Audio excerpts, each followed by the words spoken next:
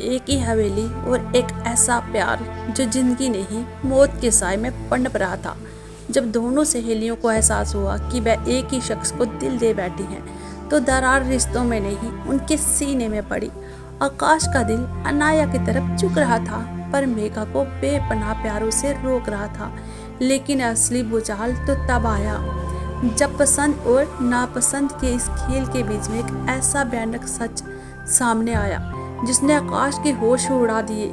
किसी को अंदाजा ही नहीं था कि इस त्रिकोण का अंत कितना दर्दनाक होने वाला है। तो हेलो दोस्तों, आज की कहानी शुरू करते हैं बिना समय गंवाए हुए। अगर आपको मेरी कहानी अच्छी लगे तो वीडियो लाइक कर देना और सब्सक्राइब कर देना। पहाड़ों पर बसा चंबा घाट एक ऐसा घाट था जहां शाम ढलते ही सन्नाटा अपनी चादर पसेर लेता था। उसी गांव के एक कोने पर बनी थी नीलकंठ हवेली। 2 मंजिल पुरानी हवेली लगभग 200 साल पुरानी थी, लेकिन गांव के लोग इस हवेली के पास से गुजरने से भी कतराते थे। इसी हवेली में 2 सहेलियां रहती थी, अनाया और मेघा। दोनों की उम्र यही कोई 22 साल रही होगी। अनाया का रूप ऐसा था मानो शांत झील चांद की रोशनी पर तैर रहा हो। गोरा रंग, लंबी काली जुल्फें, बड़ी बड़ी गहरी आंखें और चेहरे पर एक मासूमियत जो किसी का भी दिल जीत ले। दूसरी तरफ मेघा बिल्कुल चुलबुली थी। उसकी मासूमियत में एक अलग ही शौकी था। दोनों के बीच बहनों जैसा प्यार था। उनका पूरा दिन साथ हंसने, बातें करने और हवेली के बगीचे में टहलने में बीतता था। गांव वालों के लिए दोनों रहस्य बनी हुई थी, क्योंकि वह दोनों कभी हवेली के बाहर नहीं जाती थी। मौसम पतझड़ का था। सूखी पत्तियां हवा में सहरा रही थी जब गांव में आकाश का आगमन हुआ।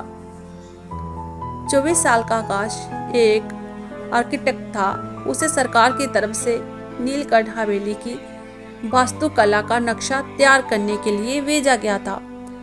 गांव के सरपंच ने आकाश को सावधान किया था कि बेटा, नीलकंठ की हवेली का रुख दिन ढले मत करना।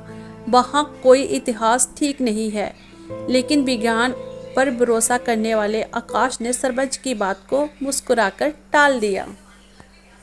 अगली सुबह जब सूरज की पहली किरणें कोहरे को चीरती हुई नीलकंठ की हवेली पर पड़ी, आकाश अपना स्केचबुक और कैमरा लेकर हवेली की बाहरी लोहे के गेट के अंदर दाखिल हुआ।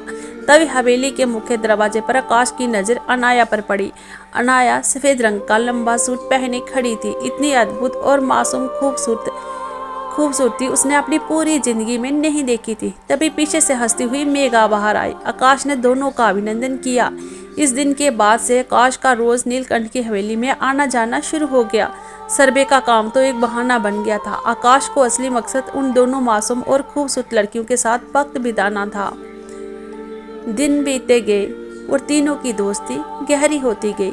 अनाया और मेघा दोनों ही मन मन आकाश को चाहने लगी। अनाया का प्यार शांत, गहरा और समर्पित था। वही मेघा का प्यार मुखर और चंचल था।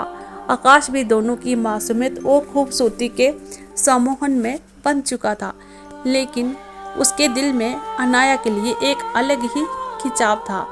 एक शाम जब आसमान में काले बादल घिरे थे और बिजली कड़क रही थी, आकाश हवेली के बड़े हॉल में बैठा था। मेघा रसोई में गर्म चाय लेकर आई। उसने चाय का कप आकाश की तरफ बढ़ाते हुए धीरे से कहा, आकाश, जब तुम्हारा जहाँ सर्वे पूरा हो जाएगा तो क्या तुम जहाँ सब कुछ छोड़कर चले जाओगे? तो आकाश ने मेघा की तरफ देखा और आकाश ने कहा, मेरा दिल तो यहीं रहने को करता है मेघा। आकाश ने कहा। मेघा ने मुस्कुराकर अपना हाथ आकाश के हाथ पर रख दिया। तो फिर रुक जाओ ना मेरे लिए। ठीक उसी पल बालकनी के पास खड़ी अनाया ने जी देख लिया। अनाया की आंखों में एक आंसू टपका और वह बिना कुछ कहे अपने कमरे की तरफ भाग गई। आकाश को अपनी गलती का एहसास हुआ। उसने मेघा के हाथ से अपना हाथ छुड़ाया और अनाया के पीछे भागा। अनाया, रुको! आकाश हवेली की ऊपरी मंजिल की ओर भागा। अनाया अपने कमरे में खिड़की के पास खड़ी थी। बाहर तेज बारिश हो रही थी। अनाया, तुम मुझसे दूर क्यों भाग रही हो? आकाश ने कमरे में दाखिल होते हुए पूछा। अनाया मुड़ी। उसकी आंखों में बेइंतहा दर्द था। आकाश, तुम्हें जहाँ नहीं आना चाहिए था। तुम्हें हमसे प्यार नहीं करना चाहिए था। आकाश उसके करीब गया और उसका हाथ पकड़ने की कोशिश की, लेकिन जैसे ही उसने अनाया की कलाई पकड़ी, आकाश का जिस्म कांप उठा। अनाया का हाथ जमने वाली बर्फ की तरह ठंडा था। अनाया, तुम्हारा इतना हाथ ठंडा क्यों है? आकाश का दिल तेजी से धड़कने लगा। अनाया ने अपनी आंखें झुका ली, क्योंकि इंसान जिंदा ही नहीं होते। जो इंसान जिंदा ही नहीं होते उनका जिस्म कभी गर्म नहीं हो सकता। आकाश 2 कदम पीछे हटा। तभी कमरे के दरवाजे पर मेघा आकर खड़ी हो गई। उसकी आंखों में भी आंसू थे। अनाया, सच कह रही है आकाश, हम दोनों इस दुनिया का हिस्सा नहीं है। यही झूठ है। तुम दोनों मेरे साथ उठती बैठती हो। आकाश ने कहा, ये सब झूठ है। तुम दोनों मेरे साथ उठती बैठती हो, बातें करती हो। तुम दोनों इतनी मासूम हो और खूबसूरत हो। आकाश पागलों की तरह चिल्लाया। अनाया ने एक गहरी सांस ली और हवा में लहराते हुए हवेली के एक कोने में रखी हुई पुरानी धूल से ढकी अलमारी को इस तरह इशारा किया, उस अलमारी को खोलो आकाश, तुम्हें तुम्हारा जवाब मिल जाएगा। कांपते हुए हाथों से आकाश ने उस अलमारी के पास चला गया। अंदर की पुरानी तस्वीरें और सन 1924 का एक पुराना अखबार रखा था। अखबार की मुख्य सुर्खी थी, नीलकंठ हवेली में दुखद हादसा, आग में झुलसकर 2 सखी सहेलियों अनाया और मेघा की दर्दनाक मौत हो गई। आकाश के हाथ से अखबार छूटकर जमीन पर गिर गया। वह जिन 2 सहेलियों से प्यार में पड़ा था, वे कोई इंसान नहीं बल्कि 100 साल पहले मर चुकी आत्माएं थी। हम बरसों पहले मर चुके थे आकाश, मेघा ने रोते हुए कहा। हमारी मौत इतनी अचानक हुई कि हमारी आत्माओं को तो पता ही नहीं चला कि हम इस दुनिया में नहीं हैं। हम इसी हवेली में कैद होकर रह गए थे। अनाया धीरे धीरे आकाश के करीब गई।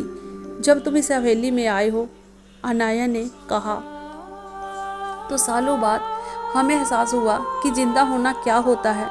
तुम्हारी हंसी, तुम्हारा छूना, इसने हमारी सोई हुई रूह को जगा दिया। लेकिन एक रूह कभी किसी इंसान की नहीं हो सकती। अनाया ने आगे कहा, अगर तुम हमारे साथ और रहे तो ये हवेली तुम्हारी सांसें भी खींच लेगी।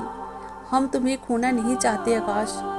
आकाश का दिल दहल गया था, लेकिन अचानक रूप से जब उसके दिल में डर नहीं था, उसकी आंखों में सिर्फ उन दोनों मासूम लड़कियों के लिए बेइंतहा दर्द और प्यार था। अनाया, मेघा, आकाश की आवाज़ भर गई। तुम दोनों ने कभी मेरा बुरा नहीं चाहा। तुम इतनी मासूम हो, मुझे तुमसे डर नहीं लग रहा। आकाश की आंखों में आंसू बहने लगे। उसने देखा कि अनाया और मेघा दोनों रो रही थी। उनकी आंखों में 100 सालों के अकेलेपन और तड़प साफ छलक रही थी। उनका बस एक ही अधूरा सपना था कि कोई उन्हें सच्चा प्यार करे, उनकी जिस्म या रूह से परे बस उनसे प्यार करे और उन्हें एक बार प्यार से गले लगाए। आकाश ने बिना कुछ सोचे अपने दोनों हाथ फैलाए। अनाया और मेघा एक पल के लिए ठिठकी। उन्हें यकीन नहीं हो रहा था कि एक जिंदा इंसान उनकी सच्चाई जानने के बाद भी मौत से नहीं बल्कि उनकी तड़प से जुड़ा हुआ था। दोनों छलकती आंखों के साथ आगे बढ़ी और आकाश के सीने से लिपट गई। आकाश ने उन दोनों को अपनी बाहों में कस लिया। उनका शरीर बर्फ की तरह ठंडा था, लेकिन आकाश के गले लगते ही एक अजीब सी गर्माहट महसूस हुई।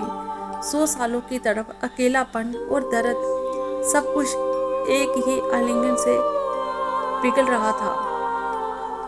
अनाया ने अपनी आंखें बंद कर ली और आकाश के सीने पर सिर रख दिया। मेघा भी उसके कंधे से लगी हुई सुकून से रो रही थी। उन्हें वो प्यार, वो सुकून मिल गया था जिसकी तलाश में वो एक सदी से भटक रही थी। शुक्रिया आकाश। अनाया की आवाज़ और हवा में गूंजती हुई एक मीठी लोरी जैसी लग रही थी। तुमने हमें मुकम्मल कर दिया। शुक्रिया आकाश। आकाश ने महसूस किया कि उसकी बाहों से लिपटी 2 ठंडक अब धीरे धीरे हल्की हो रही है। उसने आंखें खोली तो देखा अनाया और मेघा का शरीर नीली और सुनहरी रोशनी के छोटे छोटे कणों में बदल रहा है। दोनों के चेहरे पर अब कोई दर्द नहीं था, बस एक असीम शांति और सुकून भरी हुई मुस्कान थी। हवा में चमेली के फूलों की खुशबू और तेज हो गई थी। अगले ही पल दोनों रोशनी के कणों में बदलकर हमेशा हमेशा के लिए हवा में विलीन हो गई। आकाश की बाहें अब खाली थी। हवेली को भारीपन हमेशा के लिए खत्म हो चुका था। आकाश वही घुटनों के बल बैठ गया और मुस्कुराते हुए रोने लगा। उसे पता था कि वो दोनों अब आज़ाद हो चुकी हैं और उनकी आखिरी याद उस सुकून भरे आलिंगन के रूप में हमेशा उनके दिल में जिंदा रहेगी। तो दोस्तों, अगर आपको मेरी आज की कहानी अच्छी हो तो प्लीज़ चैनल को सब्सक्राइब कर दीजिएगा, वीडियो को लाइक कर दीजिएगा और एक प्यारा सा कमेंट ज़रूर कीजिएगा और अपनी यादों में, सपनों में, दुआओं में मुझे ज़रूर याद कीजिएगा। तो मैं आती हूँ नेक्स्ट वीडियो के साथ। आपको किस तरह की स्टोरी चाहिए, तो अगर आपके पास कोई स्टोरी है तो आप मुझे कमेंट कर दीजिए। तो चलते हैं, बाय बाय, मिलते हैं नई कहानी के साथ। मेरी जवानी नई कहानी, बाय बाय।